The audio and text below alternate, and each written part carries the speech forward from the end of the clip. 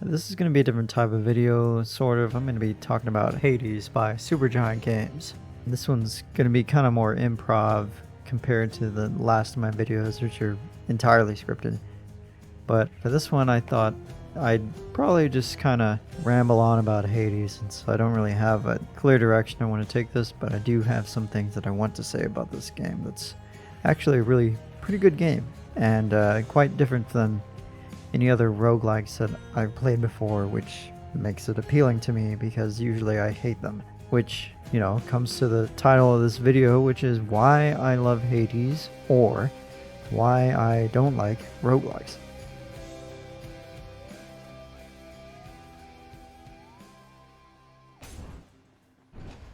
So, my biggest issue with roguelikes, and it's really just a fundamental issue with the genre that I don't really like very much, so that's why I tend to stay away from these types of games.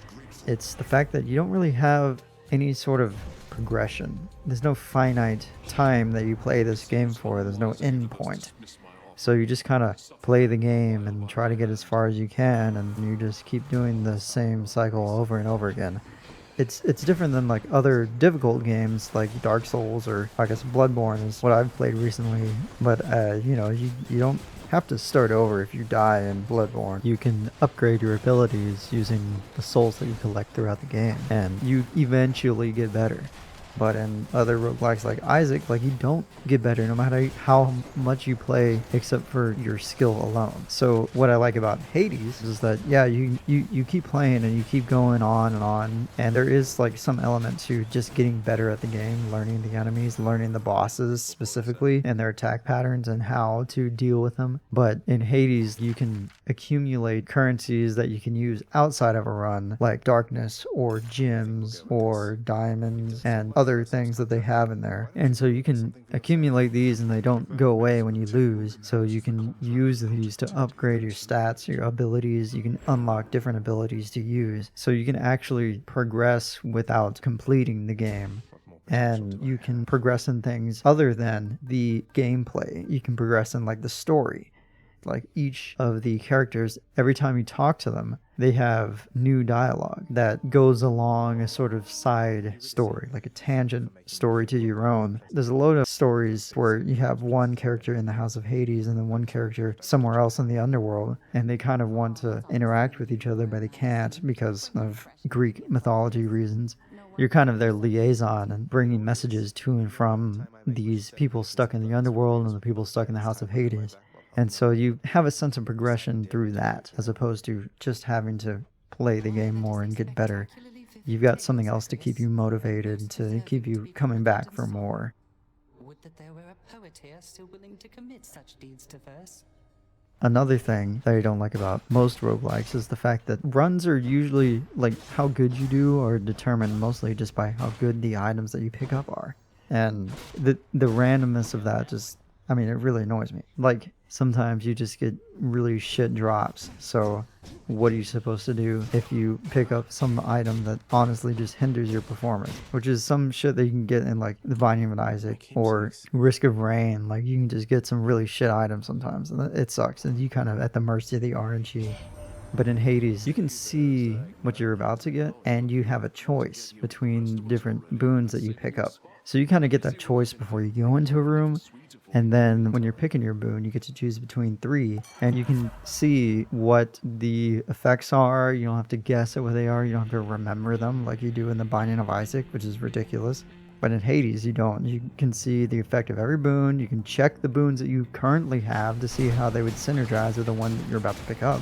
And you can make an informed decision. You can choose between a couple different things you might want.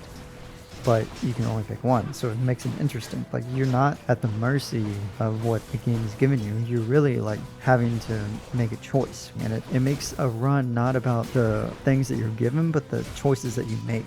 Like, when you lose, that's your fault, as opposed to most other roguelikes. And that, I feel, is a better way to go about roguelikes, because it doesn't put the ball in the RNG court, it puts it in your court.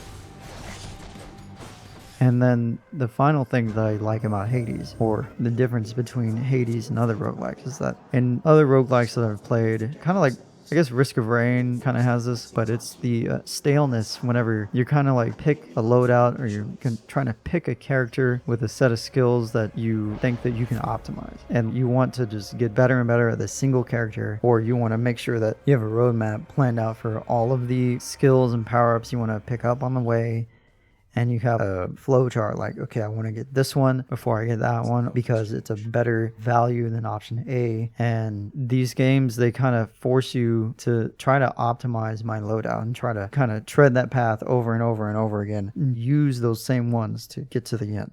But in Hades, it encourages you to pick things outside of your comfort zone by the minor list of prophecies, which is basically a list of like boons you can unlock, powers you can unlock, and it rewards you if you, say, get every single boon from an Olympian. It'll reward you with extra currency to use outside of your runs. So you might find that you like things that you didn't think you would at first, which is great because if I'm going to be playing the same game over and over again, I don't want to try to win with the same things over and over again. It would just make me bored. So these things about Hades that it does differently, I feel like it really contributes to making me want to play it more, making me want to actually win a run, which I actually just did today, I guess, at the time of recording. Hopefully I will have done it more than once by the time you see this, but I don't beat roguelikes. I never have. And I just beat Hades today. And I probably will continue to because it's showing me even more things now that I've beaten it. I think there's other things to do. So the fact that this game can keep me coming back is why it stands out so much from any other roguelike that I've ever played. And granted, I don't play every single one that comes out, but I have played the notable ones, and they just haven't jived for me. All of them. But Hades has. So this is honestly one of the most fun games I've ever played, and it's certainly the best roguelike I've ever played. So if you think that you don't like roguelikes, you think that they're just not your type of genre, I would suggest that you check out Hades. It's a fun game, and it's different from any other roguelike if you don't like it.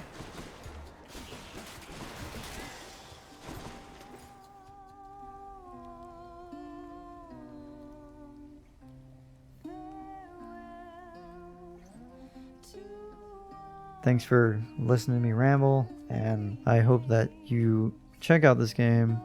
Let me know if you like this type of video or if you like my more scripted videos more. Thanks for checking out my channel again. Alright.